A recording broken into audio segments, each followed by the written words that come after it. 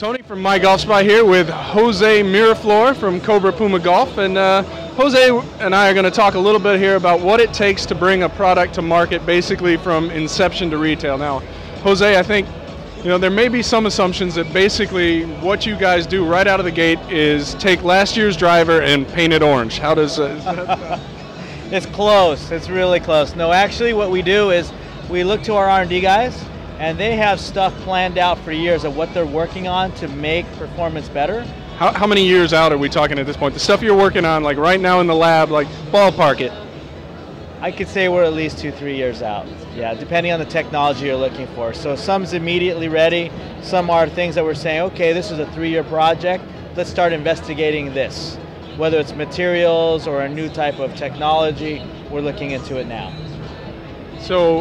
So it starts with basically, I know you guys constantly looking to improve, so are you just like rapid prototyping and doing performance testing, or like what's where does it start, where do we go, and where does it end? Well, it always starts with looking what's around you. What's a competitive set doing, and what are the technologies they're offering at the different price points, right? As a driver standpoint, there's a $399 and a $299 price point right now, and we're trying to see what's there and what's available.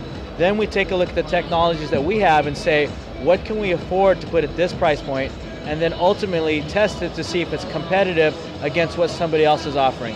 If it's completely out of the window of what they're doing, is it a better technique to make the ball go further? And if it's similar to them, is it a better way, a more elegant way, or maybe a more simplistic way of doing it than they are? When I was out visiting your headquarters, one of the things we talked to the guys in the hitting bays about, the testing process and what you go through.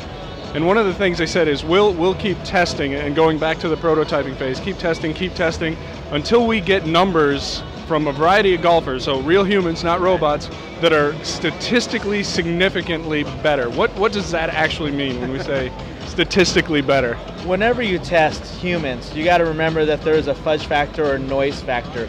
So a human doesn't hit the ball in the center of the face all the time, doesn't always hit in the same speed, doesn't do a lot of things. So you factor in what's called noise level or error in testing, and we make sure that when we test, we get results over and over that are repetitive, and we factor out the noise level so to see if you're getting, say for example, 10 yards longer, where there's a noise factor of probably 2 or 3 yards. So for us, that really means only like 6 or 7. So we want to continually test so that we can make sure that whatever we're trying to prove, whether it's launch, speed, or spin, that we're getting good numbers. Now, when we're talking yardage, is there a number you're shooting for? Like, we're not going to release a driver unless it's 3, 4, 5, 7 yards longer? As long as possible. I mean, today, things are getting pretty far, and people are pulling out as much distance as possible. Some large claims that are out there I don't really agree with, and we don't do that, as you know. We talk about real tests, real distances, and we focus on every yard that we can get. If we can come up with a technology that gives you 10, 15 yards, great.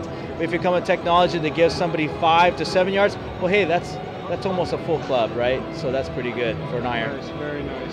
Now, where do we go once you have a product? You say, all right, this is going to be our driver. It's, whatever it looks like in that point. Where do you go as far as from product to bringing it to retail as far as the marketing piece is concerned? Wow, the marketing piece is great, right? So during the whole time of inception, whether it's industrializing or focusing on what a product is going to give you as a unique selling proposition, we say, what's the advantage, right? What's the benefit to the golfer?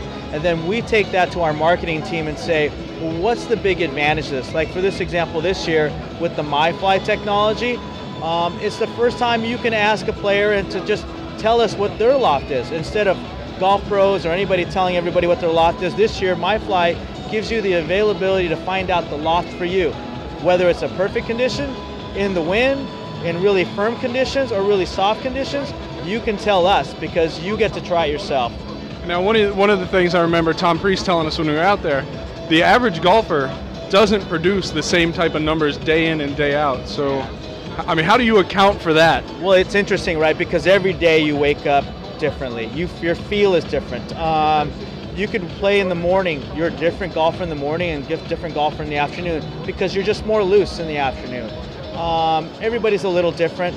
The people we tested in that test, better players, right? 6 handicap average, and on a given week, a Monday, the Friday, the Monday again, they had a little bit of variance in launch conditions, and that's everybody. And you hear our tour players talk about it even. Jesper talks about it all the time. He says, what's interesting about this is some days I feel like I'm not getting off my back foot and I try and do this to hit it lower, or I feel like I can't get in air, I feel like I have to flip it up. He goes, what's the great thing about my fly to him is he can, on the range, dial it in for what he's got that day. Very important. And of course, with a driver, distance is always the thing people want. Nobody ever talks about accuracy, of course.